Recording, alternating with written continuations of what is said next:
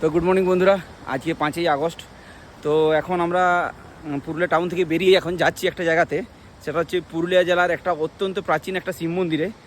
তো সেখানে সেই জায়গাটায় যাচ্ছি, পঞ্চমুখী শিব মন্দির। তো রাস্তায় যেতে যেতে একটা জায়গাতে দাঁড়ালাম, একটা ব্রিজে। তো একটা নালা আছে, একটা খাল টাইপের আর কি। তো সেখান থেকে ব্রিজটার থেকে সামনেটাতে প্রচুর পাথর আছে, তো জল যাচ্ছে, একটা অসাধারণ দৃশ্য। সেটা দেখানোর জন্য আপনাদেরকে দাঁড়ালাম এখানে।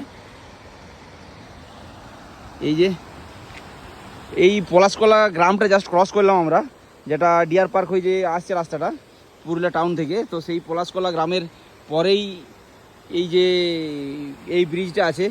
এত সুন্দর লাগছে জায়গাটা যে অসাধারণ।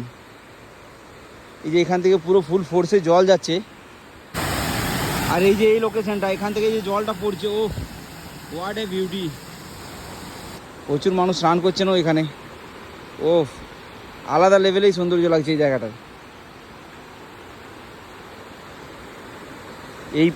এই প্রাকৃতিক সৌন্দর্যগুলো পুরুলিয়ার আনাচে কানাচে যে কোনো জায়গাতেই দেখতে পাবেন।